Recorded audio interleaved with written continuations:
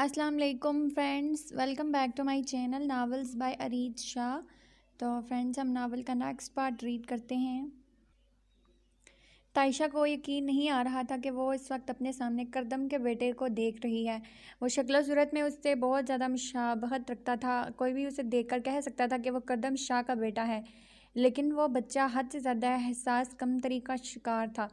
इस वक्त भी इतने सारे लोगों की अहमियत पाकर वो परेशान हो चुका था। बहराम की तरह जाजिम और यासिम को भी पहला ख्याल डीएनए टेस्ट का आया था। वो किसी भी अनजान पर इस तरह से भरोसा नहीं कर सकते थे, और बहराम का फ़ैसला इन्हें बिल्कुल सही लगा था। जिसके हवाले से उन्होंने दिल से भी बात की थी, उसे समझाया था कि बहराम ने बिल्कुल ठीक किया है, लेकिन फ़िलहाल दिल को वक्ती गुस्सा था जो वक्त के साथ ख़त्म होना था। इसलिए बहराम ने भी उससे इस बारे में कोई भी बात करने से उन दोनों को मना कर दिया। यही वजह थी कि उन दोनों ने दिल से मज़ीद कोई बहस ना की। जबकि ईसा को देखकर सभी लोग बहुत खुश थे, लेकिन बहराम के साथ बाकी सबके जहन में भी यही बात थी कि ईसा कैसे ज़िंदा है, उसे किसने बचाया। और इसकी हालत देखकर ये कहना मुश्किल नहीं था कि उसने जितना भी वक्त गुजारा है वो बहुत मुश्किल से गुजारा है। अगर वो किसी अपने के साथ होता तो इतने मुश्किल हालात से ना गुजर रहा होता, ना ही वो इतना एहसास कमतरी का शिकार होता, और ना ही अपनों की अहमियत पर इतना परेशान होता, और ना ही दिल की मोहब्बत को हसरतों से देखता। बहराम इसके साथ स्पेशल वक्त गुजार कर उसकी पिछली ज़िंदगी के बारे में जानना चाहता था, लेकिन मजबूरी ये थी कि वो अपने सारे काम को लेकर बहुत परेशान था, क्योंकि गांव वालों के बार बार मिन्नतें करने पर वो हवेली दोबारा तैयार कराने पर मजबूर हो चुका था। वो बहुत चाहने के बावजूद भी उसके साथ ज़्यादा वक्त नहीं गुजार पा रहा था, और इसके सामने होने पर वो भी अक्सर मंजिर से गायब ही रहता। न जाने क्यों बहराम को लग रहा था कि वो इससे भाग रहा है या छुपने की कोशिश कर रहा है। मैं तुम लोगों का साथ देने के लिए तैयार हूँ, लेकिन तुम लोगों को मेरा भी एक बहुत ज़रूरी काम करना होगा। अगर तुम लोग मेरा काम नहीं कर पाए तो फिर तुम लोग जानते हो कि इसका अंजाम क्या होगा। मेरे बारे में सिर्फ बहराम शाह जान पाएगा, जबकि तुम लोगों के बारे में पूरा मुल्क, उसने हंसते हुए कहा। जबकि दूसरी तरफ फ़ोन पर ज़ारा और उसका बाप बहुत परेशान हो चुके थे। आखिर इन लोगों के बारे में इस औरत को कैसे पता चला? वो तो इतनी राजदारी से काम कर रहे थे। ये सब कुछ इस औरत तक कैसे पहुंचा, और इस औरत की दाइम के साथ क्या दुश्मनी है? जी जी, आप परेशान ना हों, आप जैसा कहेंगे वैसा ही होगा। लेकिन मुझे एक बात समझ नहीं आ रही कि दाइम शाह सूरी के साथ आपकी क्या दुश्मनी है? आखिर उसको क्यों बर्बाद करना चाहती हैं आप? मेरा मतलब है, क्यों होर्म की जान लेना चाहती हैं आप? ज़ारा ने परेशानी से पूछा। मेरी दाइम शाह सूरी के साथ कोई दुश्मनी नहीं है, ना ही उससे कोई मतलब है। मुझे बस सिर्फ और सिर्फ मुकद्दम शाह की बेटे की जान लेनी है। इसके बेटे को रास्ते से हटाने के लिए मैंने ऐसा खेल खेला, वो कभी ज़िंदगी में हकीकत नहीं जान पाएगा। लेकिन अब उसकी बेटी को रास्ते से हटाने के लिए मुझे कुछ नया करना होगा, कुछ अलग। देखो ज़ारा, तुम्हें दानिशा ज़रूरी चाहिए और मुझे होर्म की जान, और तुम्हें इस काम के लिए मेरी मदद करनी होगी, तभी तुम्हें दानिशा सूरी मिलेगा। ठीक है, आप जो कहेंगे मैं करने के लिए तैयार हूँ। आपको सिर्फ पैसे चाहिए ना दाइम के ताया और चचा का मुंह हमेशा बंद करने के लिए? आपको जितने पैसे चाहिए मैं आपको दूँ, लेकिन इस होर्म को दाइम की ज़िंदगी से निकाल दें। चाहे उसे जान से मार दें या कुछ भी करें, लेकिन वो दाइम की दुनिया में नहीं होनी चाहिए। ज़ारा ने नफरत से कहते हुए फ़ोन बंद कर दिया, जबकि दूसरी तरफ का वजूद फ़ोन बंद करते हुए आराम से कुर्सी पर आ बैठा। वो दिन उसे आज भी याद था जब उसने मुनीर और सगीर जैसे बेवकूफ़ों को अपने काम के लिए चुना। हवेली में तो वो लोग आग लगा गए थे, लेकिन इसके बावजूद भी हवेली में मौजूद बहुत से लोग ज़िंदा बच गए। इससे पहले कि वो ज़िंदा हवेली से बाहर आते, उसने खुद जाकर उन्हें ख़त्म कर दिया। इस वक्त उसे परवाह नहीं थी कि हवेली में इसकी अपनी जान भी जा सकती है, वो खुद भी उस आग के लपेट में आ सकती है। उसे अजीज़ था बस अपना बदला। वो हवेली के किसी भी जान को ज़िंदा नहीं बचने दे सकती थी, लेकिन इसके बावजूद भी बहुत सारे लोग बच के मुकद्दम शाह के बच्चे बच गए। उसका नाम अब भी ज़िंदा था, जो वो औरत बर्दाश्त नहीं कर पा रही थी। अरे ऐसे कैसे ट्रांसफ़र हो रहा है? अभी घर आए दिन ही कितने हुए हैं कि मुल्तान का ट्रांसफ़र आए? दिन ट्रांसफ़र होते रहते हैं। इस कानून की नौकरी में तो कहती हूँ छोड़ ही दो, और शाजिम के साथ बिज़नेस संभाल लो, तायशा ने तपते हुए लहजे में कहा। और तायशा के ऐसे कहने पर शाजिम ने अपने कॉलर्स फ़खरिया अंदाज में उठाए। कल से जॉब इंटरव्यू देने के लिए उसे आ जाना। अगर तुम उस नौकरी के काबिल हुए तो मैं तुम्हें रख लूँगा। शाजिम साहब अपनी नौकरी रखे अपने पास, मुझे इसकी ज़रूरत नहीं। मैं अपनी कानून की नौकरी में बहुत खुश हूँ, और जहाँ तक ट्रांसफ़र की बात है तो मुझे नहीं लगता कि ज़्यादा वक्त लगेगा। बस बड़े बड़े नामों का सामना आना बाकी है। पहले बात सिर्फ ड्रग्स डीलिंग पर थी, लेकिन अब लड़कियों की स्मगलिंग होने लगी है और इसमें शामिल हमारे ही मुल्क के बड़े बड़े लोग हैं जिन्हें मैं बहुत जल्द ही बेनकाब करूँगा और इस मिशन के कामयाब होते ही मुझे प्रमोशन मिल जाएगा। फिर छुट्टियाँ लेकर आपकी बहू को हनीमून पर लेकर जाऊँगा। इसने मुस्कुराते हुए किचन से निकलती ज़ीला की तरफ देख कर कहा, जिस पर ज़ीला उसे घूरते हुए जैसे बाहर आई थी वैसे वापस अंदर चली गई। देख लिया अम्मा सही, आप शरीफ बच्चा लड़की को 4 लोगों में सुकून से बैठने तक नहीं देता, शाजिम ने कहा। मैंने उसे कुछ नहीं कहा, अपनी मर्जी से वापस अंदर चली गई है। मैं तो बस अपनी फ्यूचर प्लानिंग बता रहा था। अब तुम इस होम बिजनेस वर्क में इतने बिजी हो कि तुम्हारे पास इतना टाइम नहीं है कि तुम अपनी बीवी को घुमाने फिराने लेकर जाओ, तो इसमें मेरी क्या गलती है? मैं तो छुट्टी लेकर अपनी बीवी को कहीं भी घुमाने लेकर जा सकता हूँ, जाजिम ने बेशर्मी से कहा। बिल्कुल ठीक कह रहे हैं आप जेठ जी, मजाल है जो शादी के बाद एक बार भी मुझे कहीं बाहर घुमाने लेकर गए हों या ऐसा सोचा भी हो। वो जो बीवी का थोड़ा बहुत ख्याल होता है ना, यहाँ ऐसा कोई सिस्टम ही नहीं है। शाजिम के कुछ भी बोलने से पहले जर्श ने बोला अपना फ़र्ज़ समझा, जिस पर जाजिम की हंसी निकल गई। जर्श, कभी तो इंसानों वाली बात किया करो, कभी तो अच्छी बात नहीं कर लिया करो, शाजिम ने उसे समझाते हुए कहा, जबकि इसके अंदाज़ पर जर्श को तप चढ़ गई। क्या कहा जनाब, मैं बुरी हूँ? जाइए फरिश्तों में बसेरा कीजिए। अंदाज में इंतहा का गुस्सा था। वाह वाह भाई, क्या कमाल की बात की है आपने, जाजिम ने अप्रिशिएट किया, जिस पर वो दाद लेने वाले अंदाज में अपने हाथ को माथे तक लेकर गई। भाई तू अपनी बीवी से मुकाबला कर, अपनी बीवी को मना के आ, वो उसे कहते हुए ज़ीला को कमरे की तरफ जाते देखकर उठा, जिस पर शाजिम ने बाकायदा हाथ जोड़कर उसके जाने पर शुक्रिया अदा किया। जर्श, बोलने से पहले सोच तो लिया करो यार। अच्छा बताओ, कहाँ घूमने जाना है? तुम्हें कोई इंतज़ाम करता हूँ मैं, वो हंसते हुए उसे समझाकर पूछने लगा, जिस पर जर्श ने रात तक सोचने का वक्त मांगा और वो इस वक्त देता काम के लिए निकल चुका था, क्योंकि जाजिम ने आज रात को मुल्तान के लिए निकलना था। जर्श की प्रेगनेंसी को दूसरा महीना होने जा रहा था, इसीलिए शाजिम चाहता था कि वो इसे पहले पहले कुछ अच्छी जगहों पर घुमा के ले आए, फिर तो तायशा इसे कहीं जाने नहीं देंगी। इसने कमरे में कदम रखा तो जानू टेबल पर केक के साथ छोटे छोटे कैंडल जला रही थी। दायम परेशानी से अंदर आया, कहीं इसकी सालगिरह को भूल तो नहीं गया, लेकिन उसकी सालगिरह को तो अभी काफ़ी टाइम पड़ा था, तो फिर ये केक और कैंडल्स क्यों रखे हैं इसने? जाने शाह, हैरियत तो है, आज किसकी सालगिरह है जिसे तुम मना रही हो? वो उससे अंदर आकर पूछने लगा। ओफ शाह, आप सब कुछ भूल जाते हैं, आज हमारी हाफ वेडिंग एनिवर्सरी है, आज से पूरे 6 महीने पहले हमारा निकाह हुआ था, इसने हंसते हुए बताया। लेकिन जाने शाह, 6 महीने की एनिवर्सरी नहीं होती, 1 साल की होती है। अभी हमारी शादी को 6 महीने हुए हैं, 1 साल नहीं। मैंने 1 ईयर वेडिंग एनिवर्सरी नहीं बोला था, हाफ वेडिंग एनिवर्सरी बोला है, यानी कि 6 महीने की वेडिंग एनिवर्सरी। वो इसकी अक्ल पर मातम करते हुए बोली, हम अगले महीने से मंथली वेडिंग एनिवर्सरी सेलिब्रेट करेंगे, एक दूसरे के साथ हर मिनट को सेलिब्रेट करेंगे, बाकी सबको पता चलेगा कि हम एक दूसरे के साथ बहुत ज़्यादा खुश हैं। वो खुशी खुशी बताने लगी सबको, लेकिन यहाँ तो सिर्फ मैं और तुम हैं और तो कोई नहीं है। शाह इसके बचने पर हंसते हुए केक काटने लगा। हम दोनों ही एक दूसरे के लिए एक दूसरे का सब कुछ हैं। आपने ही तो कहा था कि मेरे अलावा आपका और कोई नहीं है, आपका सब कुछ तो आपको मेरे साथ सेलिब्रेट करना होगा। वो इसके हाथ पर अपना हाथ रखते हुए केक काटने लगी, कि जिस पर ताइम ने उससे अपने सीने में भींच लिया। जाने शाह, तुम ही मेरा सब कुछ हो, तुम्हारे अलावा मेरा और कोई नहीं है, तुम जो चाहोगी वो होगा। वो इसके माथे पर लब रखते हुए खुद में समेटने पर मजबूर हो गया, लेकिन वो फ़ौरन ही इससे दूर हुई, इसकी तवज्जो केक की तरफ दिलाने लगी। कल जल्दी कर आइएगा, कल सुबह मेरे बेबी का भी बर्थडे है, वो भी सेलिब्रेट करना है। वो जल्दी से उससे अलग होते हुए केक का टुकड़ा काट कर उसके मुंह में डाल चुकी थी। वो जानता था कि वो अपने खरगोश के बारे में बात कर रही है। लेकिन जाने शाह, तुम्हें कैसे पता चला कि कल उसकी बर्थडे है? वो उसका शर्माया हुआ सुर्ख चेहरा अपनी नज़रों के हसार में लिए बोला। फजूल ने उसे खुद से बातें करने के लिए उकसा रहा था, क्योंकि उसे पता था कि अब जल्द ही वो मंजर से हटाने की कोशिश करेगी। मुझे नहीं पता इसका बर्थडे कब है, लेकिन हम एक दिन सेलिब्रेट कर लेंगे, इसी दिन उसकी सालगिरह मनाने लगेंगे और कल से मनाएंगे। आज हमारी वेडिंग एनिवर्सरी और कल की डेट हमारे बेबी के बर्थडे है। वो इसे तफसील से बताने लगी, जब शाह उसके पास बैठा और उसकी फजूल और बेतुकी बातें इस तरह से सुन रहा था जैसे शायद कोई बहुत अहम बातें कर रही हो, और इसका बात करने का अंदाज़ भी कुछ ऐसा था कि वो सुनने पर मजबूर हो जाता। इस घर में मौजूद हर शख्स जानू की हर बात को बहुत गौर से सुनता था, और वैसे भी जिस दिन ज़ारा उसके घर से गई थी वो बहुत खुश थी, क्योंकि दाइम खुद तो इस बारे में कोई बात करता नहीं था और इसका जिक्र जानू को पसंद भी नहीं था। इसके जाने के बाद घर में बहुत सुकून था और ना ही टुक टुक की आवाज़ें आती थी। और अब तो दाइम रोज़ रात को भी घर आ जाता था, लेकिन ज़रूरी से पूछ रही थी कि ये ज़ारा से उसकी मुलाकात तो नहीं होगी। और इसके इन्हीं सब बातों की वजह से ही कि दाइम ने इस डील को भी ख़त्म कर दिया था।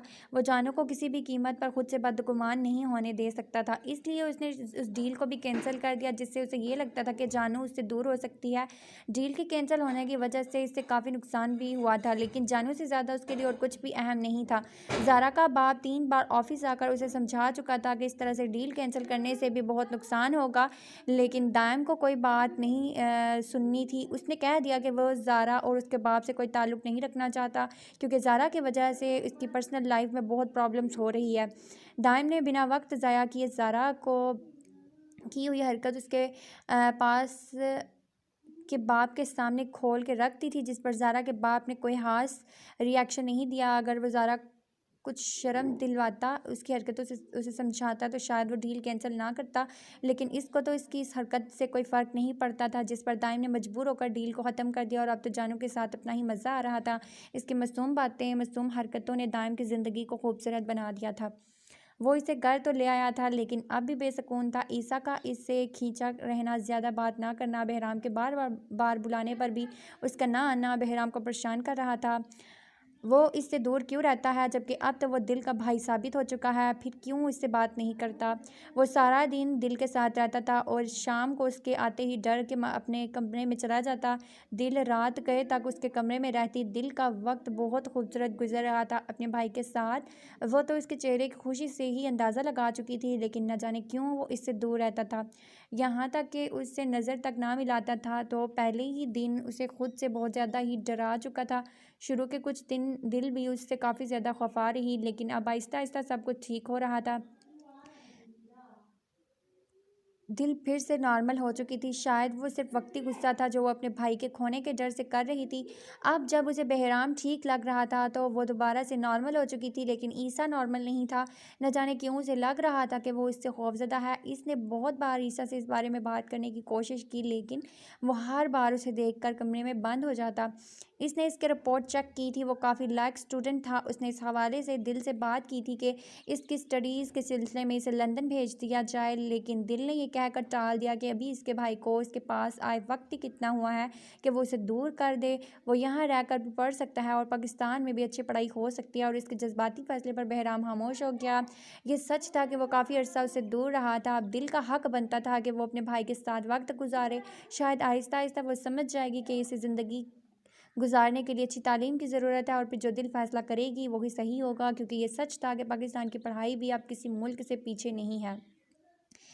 ईसा और शतरंज खेलते हैं, आओ शतरंज खेलते हैं। वो कमरे से बाहर निकला तो वो बाहर बैठा लैपटॉप पे काम कर रहा था। वो इसे देखते ही वापस अंदर जाने लगा कि बहराम के कहने पर रुका। मुझे शतरंज खेलना नहीं आता, वो आराम से बहुत कम आवाज़ में बोला। इसकी बात को समझकर बहराम ज़रा सा मुस्कुराया। लूडो खेलनी भी नहीं आती है? इससे पहले कि अंदर जाता बहराम ने दोबारा पूछा। नहीं, वो एक लफ्ज़ी जवाब देकर दोबारा अंदर चला गया। बहराम जितना इसके करीब जाने की कोशिश कर रहा था, वो इससे इतना दूर था। वजह क्या थी? वो क्यों इससे छुपता रहता था? क्यों इसके पास नहीं आता था? ना ही इसके सामने ज़्यादा वक्त गुजारता था? वो इससे क्यों खौफज़दा होता था, या उससे कुछ छुपा रहा था? कुछ तो था। सुबह शाम को इस वक्त बिल्कुल भी समझ इसे नहीं आ रहा था। इसने इस हवाले से दिल से बात की थी, जिस पर उसने बस यही कहा कि वह ज़्यादा वक्त उसके साथ नहीं गुजारता, ऑफिस में होता है, शायद इसलिए वो इससे दूर रहता है। कल सुबह ईसा और कल का सारा वक्त वो इसके साथ गुजारना चाहता था। पिछले 2 संडे में वो अपने काम ख़त्म करता रहा, लेकिन इस बार नहीं। दिल के साथ साथ ईसा भी उसके घर का हिस्सा था, और दिल और ईसा दोनों को इसकी ज़रूरत थी। वो नहाकर अपने बाल सुखा रही थी जब शार्ट ने कमरे में कदम रखा और सोफ़े पर आकर बैठा, लेकिन सोफ़े पर उसका दुपट्टा देखकर मुस्कुराया। तुम ना सही, लेकिन तुम्हारा दुपट्टा मुझसे बहुत प्यार करता है, देखो खुद ही मेरे बेड पर आ गया। उसने मुस्कुराते हुए इसके दुपट्टे को सोफ़े पर लपटते हुए देखा। शार्क मेरा दुपट्टा वापस करो, मुझे ये हरकतें बिल्कुल पसंद नहीं हैं। वो अपना दुपट्टा खींचने लगी, लेकिन दुपट्टा खींचने के साथ ही वो खुद भी शार्क पर आ गिरी। मैं तुम्हारा गब्बर हूँ शार्क, मत कहा करो मुझे तुम। वो मुस्कुराते हुए उसकी कमर के गिर्द अपना घेर मजबूत करते हुए बोला, ठीक है नहीं बोलूँगी, छोड़ो मुझे। वो नॉर्मल अंदाज में उसके सीने पे हाथ रखते उसे दूर करने लगी। बड़ी फर्माबरदार बीवी बन रही हो, एक किसी दे दो। वो मज़ीद फैलने लगा। एक छापड़ ना रख दूँ आपके मुंह पे? हाँ, तुम मुझे थापड़ भी मार दो तो तुम्हें किस करूँगा मैं। गुस्से का गुस्सा, प्यार का प्यार, तुम्हारा काम भी हो जाएगा और मेरा भी। वो इस तरह से बता रहा था जैसे कोई आइडिया इसे दे रहा हो। दिमाग मत ख़राब करो मेरा, छोड़े मुझे। वो इसे दूर होते हुए बोली जब अचानक शार्क ने इसका हाथ थामा और उसे फिर अपने करीब किया। ये सज़ा कब तक चलेगी यही बता दो। वो मुंह बसूरते हुए बोला। जिमल को हंसी तो आई, लेकिन वो कंट्रोल कर गई। जब तक मेरा दिल चाहेगा तब तक, जो हुक्म मेरी जान। लेकिन इस सज़ा को कम करते हुए कभी कभी अपने शौहर पर रहम कर दिया करो। दीवाना सा लड़का है, बहुत चाहता है तुम्हें। यकीन ना आए तो अपने गब्बर से पूछ लो। शार कहान तुम्हें इतना चाहता है कि तुम्हारे लिए अपनी जान भी दे सकता है। अंदाज में शिद्दत थी। लेकिन मैं तो गब्बर को प्यार करती हूँ, मुझे तो गब्बर पसंद है और मैं शादी भी गब्बर से ही करना चाहती थी। मुझे तो शार्क बिल्कुल पसंद नहीं, और ना ही इसकी कोई चाहत में कोई इंटरेस्ट है। वो अपनी कमर से इसके हाथ हटाते हुए इसके करीब से उठकर बेड पे आई। तो शादी तो तेरी गब्बर से हुई है मेरी बसंती। वो अगले ही लम्हे अपने पुराने स्टाइल में आया। मुझे इतना प्यारा हस्बैंड, डैशिंग और डिसेंट शार्क नहीं चाहिए, मुझे तो मेरा गंदा सा बदबूदार परफ्यूम लगाने वाला गब्बर चाहिए। वो अपनी बसंती पर जान लुटाता। शार्क खान की मोहब्बत का क्या करूँगी मैं? मुझे तो बस मेरे गब्बर के इश्क से इश्क है। मुझे जिमल पर मरने वाला शार्क नहीं, बसंती के लिए पागल गब्बर चाहिए।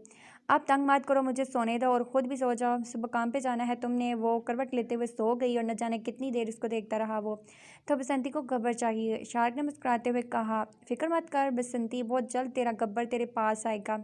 इसने मुस्कुराते हुए करवट बदल ली, लेकिन करवट बदलने से पहले सोफ़े की कॉर्नर उसकी पीठ पर आकर लगी। बसंती के पास जाने से पहले गब्बर की कमर ज़रूर टूट जाएगी इस सोफ़े पे। वो बड़बड़ाते हुए करवट लेने में कामयाब हुआ, लेकिन कमर पर लगने की वजह से अब नींद जल्दी आना काफ़ी मुश्किल था। बसंती, इस दर्द का अलग से हिसाब लूँगा तुझसे, मुझे मेरे बेड से बेदखल कर दिया। जानू इस वक्त बाहर लॉन में गुब्बार और लाइटिंग लगा रही थी जब अचानक इस्माइल बाबा भागते हुए इसके पास आए और इसके सामने आकर खड़े हुए। वो अनजान नज़रों से इन्हें देखने लगी जब देखते ही देखते एक ज़ोरदार गोली की आवाज़ एक और इस्माइल बाबा का बाजू चीर गई। वो इस्माइल बाबा को देखते हुए फिक्रमंद होने लगी जब वाजिद और घर के मुलाजिम बाहिफाजत ज़बरदस्ती कमरे में उसे ले जाने लगे। यूँ अचानक गोली का चलना, गोली कहाँ से चली और क्यों चली? जानू को कोई मारना चाहता था? किसी के साथ इसकी क्या दुश्मनी थी? बस सबको शाह की फ़िक्र हो रही थी, जिसकी गैर मौजूदगी में इतना सब कुछ हो रहा था। वो दूसरे शहर किसी जलसे के सिलसिले में गया था, जबकि इस्माइल बाबा हर वक्त इसके साथ रहते थे। कुछ लोग इन्हें अस्पताल ले गए, वो भी उनके साथ जाना चाहती थी, लेकिन फ़िलहाल वो इसकी जान पर रिस्क नहीं ले सकते थे। वाजिद इसका ख्याल रख रहा था, जबकि मरियम बड़ी अम्मा साईं बहुत ज़्यादा खौफज़दा हो चुकी थी। मुझे शाह के पास जाना है, प्लीज़ मुझे बहराम लल्ला के पास जाना है। जानू इस वक्त बड़ी अम्मा साईं के पास सीने से लगी मुसलसल बड़बड़ा रही थी। इस वाक़ये के बाद वो बहुत ज़्यादा फ़िक्रमंद हो चुकी थी, बहुत ज़्यादा खौफ़ज़दा हो चुकी थी। एक तरफ से इस्माइल बाबा की फ़िक्र थी, तो दूसरी तरफ कोई इसकी जान लेना चाहता था। ये भी बात उसे खौफ़ज़दा कर रही थी। बड़ी अम्मा साईं उसे अपने सीने से लगाए मुसलसल उसे समझा रही थी कि वो ठीक है और इस्माइल बाबा भी ठीक हैं। अल्लाह ने चाहा तो जल्दी शाह भी घर वापस आ जाएगा। शाह को खबर लग चुकी थी और वो वहाँ से निकल चुका था। वो भी इस सब को लेकर बहुत परेशान हो चुका था और जल्द से जल्द वापस आने की कोशिश कर रहा था। इससे ज़्यादा फ़िक्र जानू साईं की थी। वैसे उसे यकीन था कि इस्माइल बाबा कभी भी उसे कुछ नहीं होने देंगे। वो पहले अस्पताल जाना चाहता था, लेकिन फ़िलहाल उसे जानू से ज़्यादा और किसी की परवाह नहीं थी, इसलिए सबसे पहले घर आना बेहतर समझा। उसने घर में कदम रखा तो दिल अपने हाथों से ईसा को खाना खिला रही थी। वो भी उसके साथ आकर बैठा। ईसा इसे देखकर ज़रा सा घबराया, लेकिन बहराम ने ज़्यादा तवज्जो ना दी। वहीं बैठा दिल के हाथ से खाना खाने लगा। बहराम ने आजकल उसे इग्नोर करना शुरू कर दिया था। उसकी सारी तवज्जो सिर्फ ईसा पर ही थी, लेकिन वो जानना चाहता था कि ईसा उससे खौफज़दा क्यों रहता है। इसलिए उसने इस पर ज़्यादा ध्यान देना छोड़ दिया। ईसा को यही लगता था कि वो इस पर ज़्यादा तवज्जो नहीं देता, जिसकी वजह से अब वो बेफ़िक्र होकर उसके सामने भी दिल के साथ आसानी से वक्त गुजार सकता था। दिल, क्या मुझे भी अपने हाथ से खाना खिलाओगी? वो इंतहाई मोहब्बत से बोला, जबकि ईसा के सामने इस तरह की बेबाकी पर दिल की गाल लाल हो गई। क्यों, आपके अपने हाथ टूटे हुए हैं? वो गुस्से से बोली। नहीं, मेरे हाथ सलामत है, लेकिन मैं भी तुम्हारे हाथ से खाना खा सकता हूँ। जिस तरह से तुम ईसा को खिला रही हो, मैं भी तो तुम्हारे लिए तुम्हारा अपना हूँ ना। क्यों ईसा? मेरे भाई के हाथ में दर्द है बहराम सईं, रैशेस हो गए हैं। ईसा का हाथ सामने करते हुए बोली, जहाँ पर ज़रा सा ज़ख्म था। हम दोनों खेल रहे थे जब ईसा गिर गया, इसलिए इसको चोट लग गई थोड़ी सी, लेकिन आपके दोनों हाथ बिल्कुल सलामत हैं, इनका इस्तेमाल करें। अगर मेरे हाथ में भी चोट लग जाए तो क्या तुम मुझे इस तरह से खाना खिलाओगी? वो अब भी बाज ना आया, जबकि ईसा के सामने इसकी बेबाकी पर वो शर्मिंदा हुई। बहराम सही आराम से खाना खाएं, क्या फजूल की बातें कर रहे हैं? वो ईसा की मौजूदगी का एहसास उसे दिला रही थी, लेकिन बहराम तो आज अपनी ही धुन में था। तुम ईसा को अपने हाथों से खिला सकती हो, इसे इतना प्यार करती हो तो मुझसे क्यों नहीं मुझे भी अपने हाथों से खिलाओ, वरना मैं खाना नहीं खाऊंगा। न जाने क्यों ईसा से जलन होने लगी उसे। बहराम सही, ईसा के हाथ में चोट लगी है, वो दांत पीसते हुए बोली, जब बहराम अचानक फ्रूट्स की टोकरी में पड़ी छुरी को उठाकर अपने हाथ पर चिल्ला चुका था। देखो, मुझे भी लग गई चोट, अब जल्दी से मुझे खाना खिलाओ, मुझे बहुत भूख लगी है। वो इसे कहता हुआ उठकर अपने कमरे में चला गया। ईसा अभी तक उसे देख रहा था, लेकिन इस तरह ईसा के सामने वो सच में शर्मिंदा होकर रह गई। वो इतना भी छोटा बच्चा नहीं था जो इन सब बातों को ना समझे। ईसा, तुम अपने कमरे में जाओ, थोड़ी देर में आती हूँ, वो प्लेट में खाना निकालते हुए बोली तो वो सर हाँ में हिलाता कमरे की तरफ जा चुका था। पागल आदमी, कभी बाज नहीं आएगा, आज तो उसकी अक्ल में ठिकाने लगाऊंगी।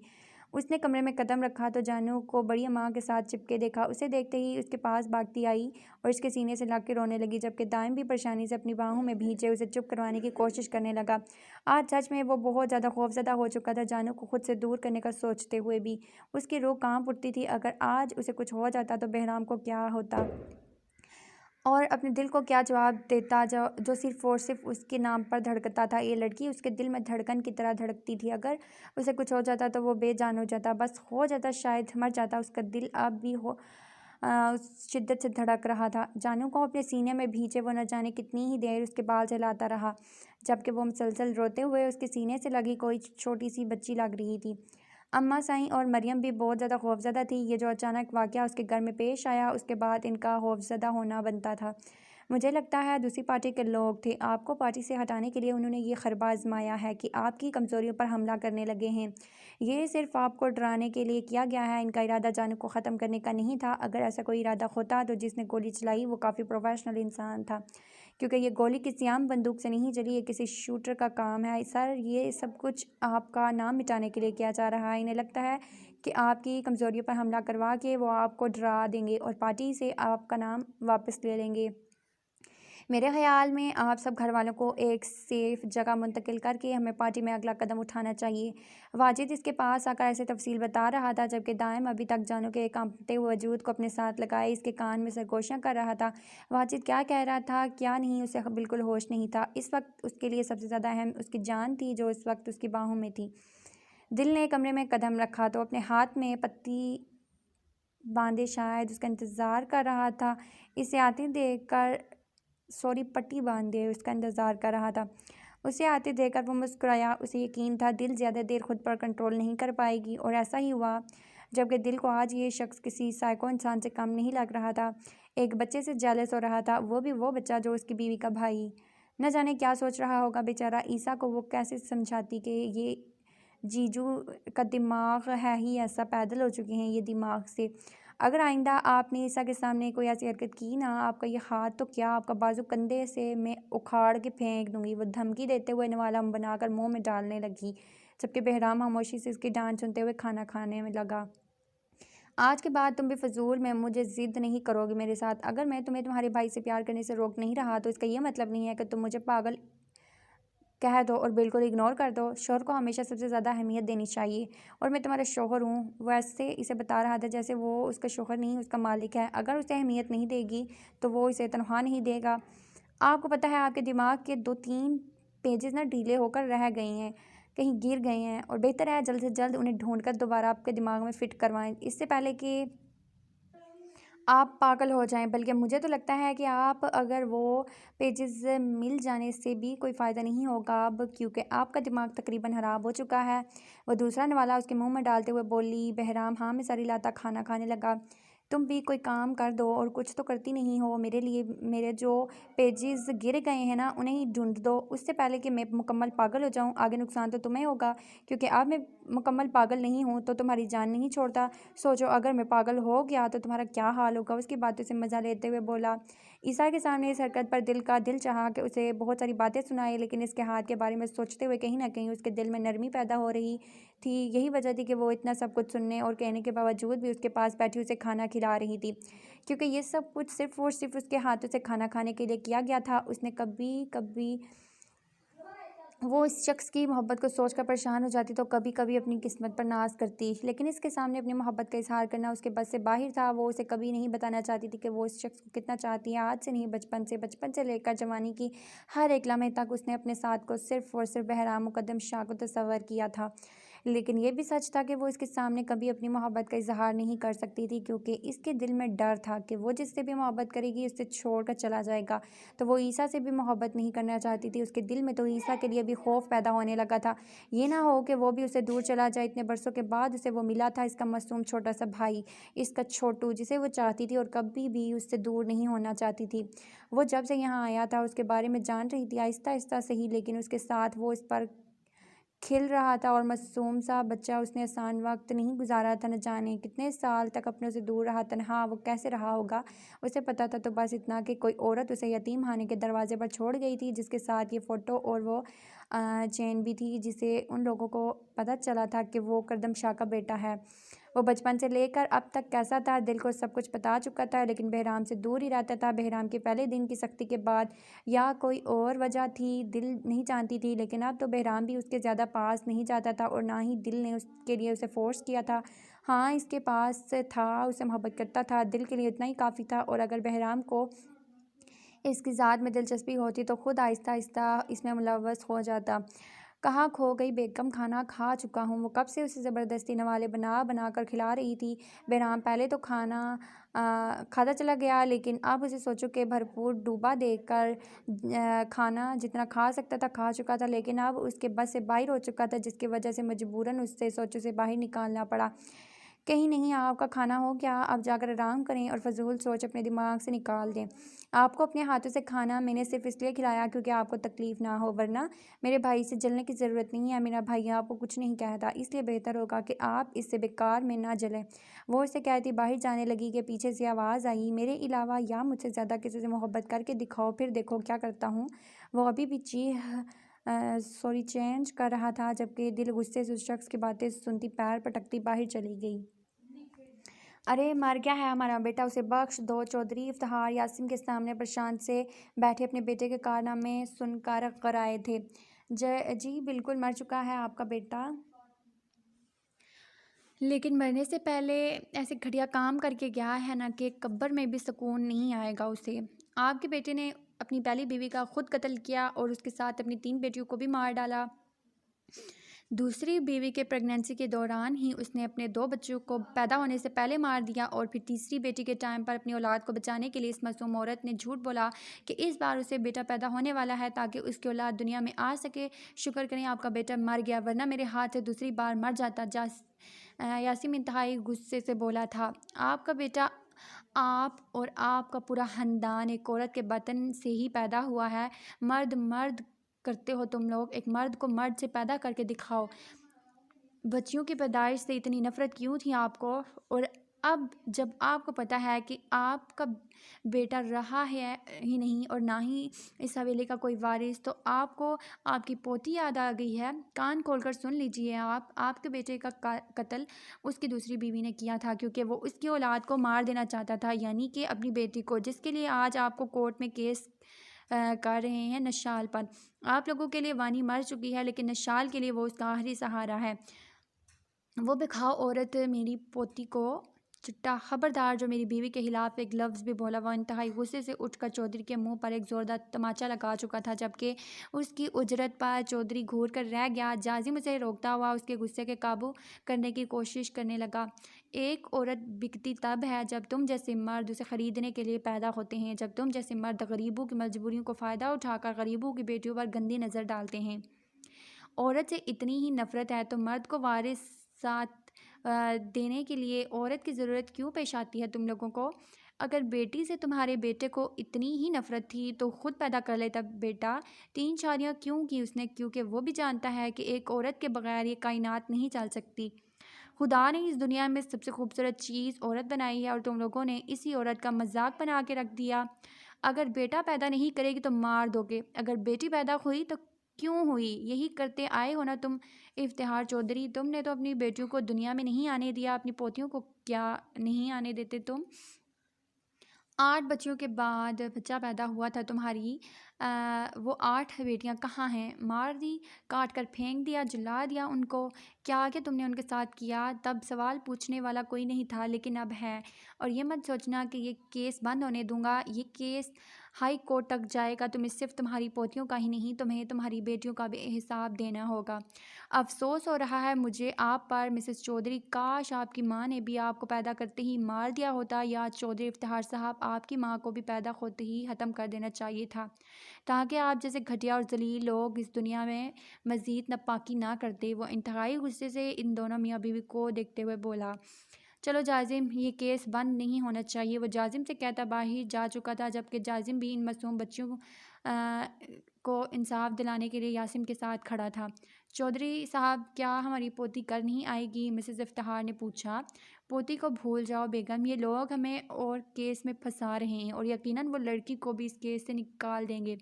और मैंने तो सुना है कि लोगों को एक गवाह भी मिल गया है जिसने गवाही दी कि हमारे बेटे का कत्ल नशाल नहीं बल्कि उसकी दूसरी बीवी ने किया है, और गद्दारी भी हमारी हवेली का ही कोई मुलाजिम है। चौधरी इफ्तिखार अपने माथे से पसीना साफ करते हुए बोला। उनकी बरसों की इज्जत दांव पर लगी थी। वो केसेस हैं जो सदियों से बंद हो चुके थे, एक बार फिर से खुलकर सामने आए। उनकी अपनी बेगम के यहाँ भी 10 साल के बाद बेटा पैदा हुआ था, और यकीनन अब पिछले 10 साल का भी ना हिसाब देना होगा उन्हें।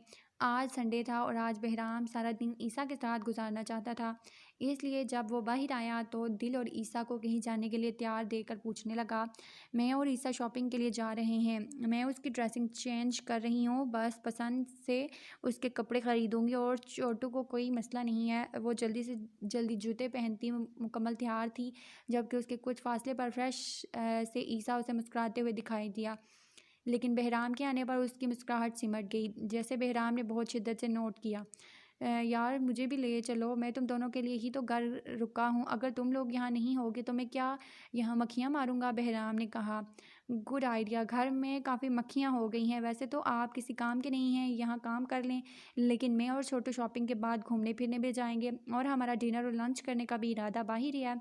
आप बेकार में हमारे साथ बोर हो जाएंगे। दिल ने पुकारा कि वो अपने साथ उसे नहीं लेके जाएगी। मैं बोर होना चाहता हूँ, बहराम अगले ही लम्हे कहता गाड़ी की चाबी निकालने लगा, जबकि दिल मुंह बिचूर कर छोटू की तरफ देखने लगी। कोई बात नहीं, भाई को भी साथ लेकर चलते हैं, बेचारे घर पर क्या करेंगे? ईसा ने इसका बना हुआ मुंह देखा। अ, ये कुछ करे ना करे, लेकिन हमारे साथ जाकर ना हमें हर चीज़ के लिए रोकेंगे। ये मत खाओ, वो मत खाओ, बीमार हो जाओगे। और तो और मुझे मेकअप की चीज़ें भी नहीं खरीदने देंगे। तुम्हारे आने से एक दिन पहले मेरा सारा मेकअप उठाकर पहन दिया, और अब मेरे पास एक लिपस्टिक भी नहीं है। और इसके सामने बहराम की शिकायत करने लगी। ले लीजिएगा, मैं खुद इनसे बात कर लूँगा। वो हौसला देते हुए अच्छे भाई का फ़र्ज़ निभाने लगा। ये अलग बात थी कि बहराम के सामने अपनी आवाज़ तक नहीं निकालता था।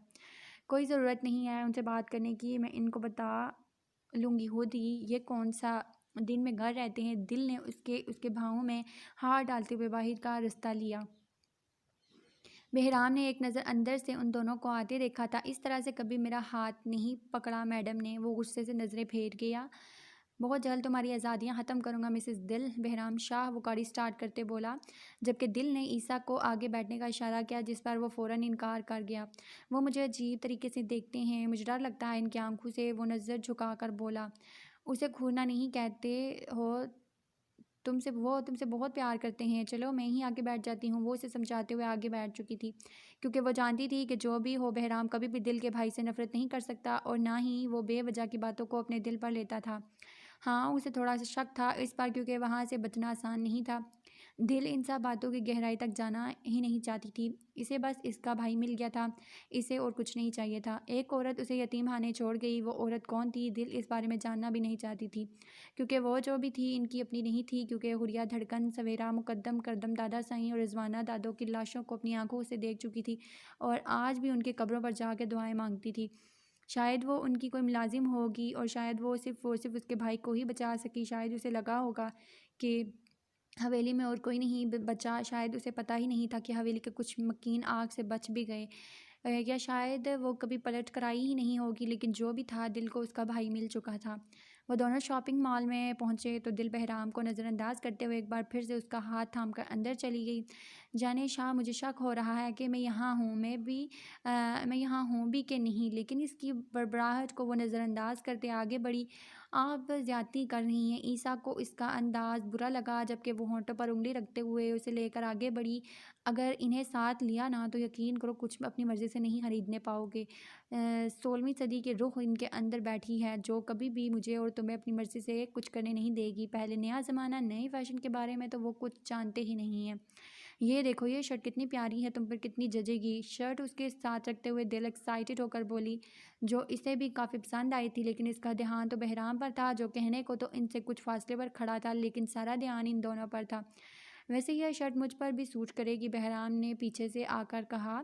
जी नहीं, ये शर्ट सिर्फ स्मार्ट लड़कों के लिए है, आप जैसे मोटे चर्बी वाले लोगों के लिए नहीं। वहाँ से जवाब देती आगे बढ़ चुकी थी, जबकि वो मुस्कुराता हुआ अब भी उसके पीछे था। जब वो अचानक रुकी, सामने ही एक नीले रंग की शर्ट देखकर उसने पीछे बहराम की तरफ देखा। वो अंदाज़ा लगा सकती थी कि ये इस पर कितना जचेगी, लेकिन अब वो इसे मोटी चर्बी कह चुकी थी, इसलिए आगे बढ़ गई। ये शर्ट पैक कर दो, वो सेल्समैन को शर्ट देता उसके पीछे आया। अब ये मत कहिएगा कि वो शर्ट आपके लिए मैंने पसंद की है। दिल उसे किसी गलतफहमी का शिकार कैसे रहने दे सकती थी।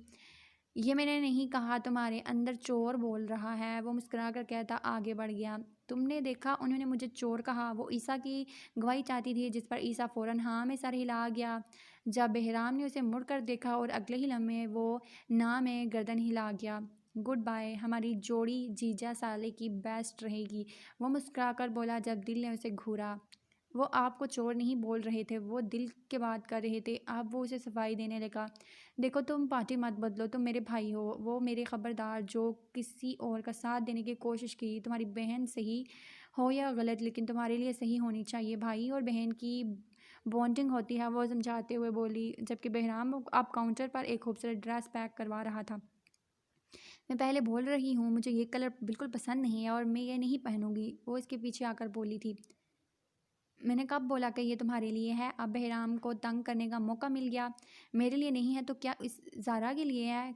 किस लिए है बताएं आप, मुझे बोले, जवाब दें। मेरे अलावा कौन है घर में लड़की जिसके लिए आप ड्रेस लेंगे, या फिर घर के बाहर है कोई? जवाब दें मुझे। दोनों हाथ कमर पर टकाए खालिस बेमियों की तरह बोली, दीदा हम मार्केट में हैं। ईसा को बोलना पड़ा। हाँ, उसे बताओ, इसे समझाओ कि हम कहाँ हैं। मार्केट में। मार्केट देखी है ना, घर कहीं पर भी शुरू हो जाती है ये। अब बहराम नखरे दिखाने पर आ चुका था। न जाने क्यों उसे दिल का ये अंदाज़ बहुत अच्छा लगता था। अपने लिए इसे इस हद तक टची देखकर उसे सुकून मिलता था। अपने अलावा किसी और का नाम भी इसके साथ बर्दाश्त नहीं कर सकती थी। भाई, आप किसके लिए ले रहे हैं ये ड्रेस, बता दें इन्हें। इसकी घुरी पर अब वो बहराम से मुखातिब हुआ। जानू साईं के लिए, बहराम उसे जवाब देता अपनी शॉपिंग बैग उठाकर बाहर आया। बस मिल गया जवाब, जानू दीदा के लिए है ये, अब चलें। वो इसकी घुड़ियों को नज़रअंदाज करता था, थाम कर बाहर निकल गया।